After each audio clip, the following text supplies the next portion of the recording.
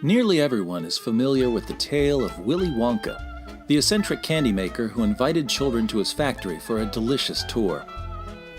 Yet few have heard of Mr. Wonka's efforts to start a new religion. It seems that his plans were nearly foiled by his love of chocolate. With lavish gifts of confectionery delights, Mr. Wonka managed to convince Veruca Salt, Violet Beauregard, Augustus Gloop, and Mike TV that he was God's last and greatest messenger. But good old Charlie Bucket remained unconvinced. "Mr. Wonka," he said, "can you give me some reason to believe that you're a prophet?" "Of course," replied Mr. Wonka. "Just taste my everlasting gobstoppers. They're delicious. Surely the recipe could only come from God. If you don't believe my gobstoppers are from God, I challenge you to create something as delicious." Charlie was puzzled. It didn't make sense to him that tasty candy could be considered proof of prophethood.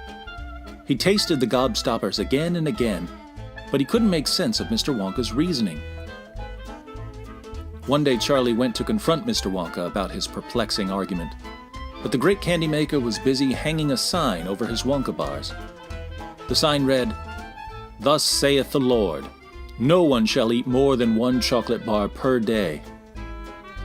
"Mr. Wonka," said Charlie, "could I ask you a question about the evidence you gave me?" "Of course, Charlie," replied Mr. Wonka, gobbling up a delicious Wonka bar. "Pardon me while I have my lunch. Some people are convinced that Slugworth's candy is tastier than yours, and I know that a few of the Oompa Loompas have left the factory because they don't even like your candy. Do you really think that candy is the best way to determine divine truth?" "Well, Charlie," said Mr. Wonka, wolfing down another Wonka bar, "if you ask the people who are still in my factory, they'll all tell you that my candy is the best. So yes, I think that candy is an excellent way to spot a messenger of God. By the way, could you pass me a few more Wonka bars? I want to eat at least a dozen." "But Mr. Wonka," cried Charlie, "didn't you just put up a sign from God saying that no one is allowed to eat more than one chocolate bar per day?" Mr. Wonka shot a suspicious look at Charlie before saying, "You're in danger of being turned into an eternal blueberry, Charlie. Don't question me. God will punish you. Besides, I was just about to put up my latest sign." Here Mr. Wonka placed another sign under his original sign. The new sign read, "But this rule doesn't apply to Mr. Wonka. He gets as many chocolate bars as he wants." Charlie walked away in horror. He hunted down Veruca and said, "Veruca, don't you find it odd that Mr. Wonka tells us that we can only have one chocolate bar, while he gets as many as he wants?" "Blasphemy!" cried Veruca. "How dare you challenge Mr. Wonka? You're a rotten, mean child. I should shove you into the chocolate pond." Then Charlie ran to Violet. "Violet, isn't it strange that Mr. Wonka gets special chocolate privileges when he's the one putting up the signs from God?" "I hope a vermicious knid swallows you whole for talking like that, Charlie," she screamed. "You know that Mr. Wonka needs to get contracts with cocoa and sugar companies.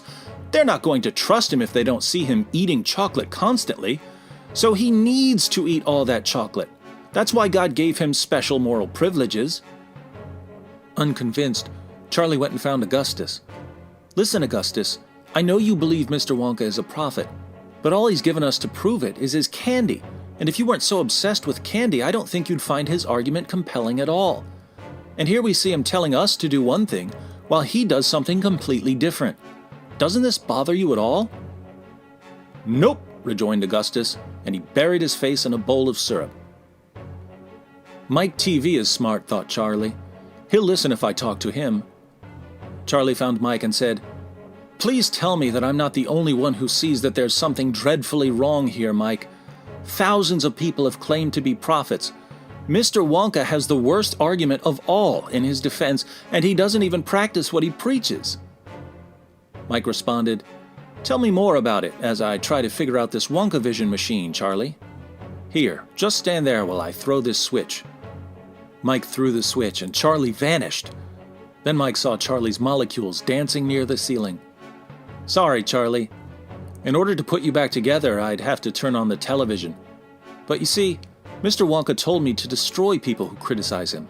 So that's what I'm doing. I have to. He's our prophet. He said so himself. Now, where can I find those apostate Oompa Loompas? It's safe to say that no one hearing this story will be impressed by Mr. Wonka's claim to be a prophet, or by the perplexing defense offered by his uncritical followers. Yet how is Mr. Wonka's story any different from Muhammad's story?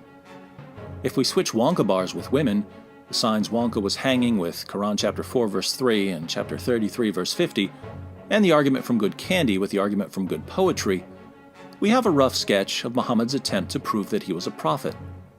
The Quran allows Muslim men to marry up to 4 wives, but Muhammad had at least 9 wives at one time, and he received a revelation from God giving him special permission to have more wives than other Muslims.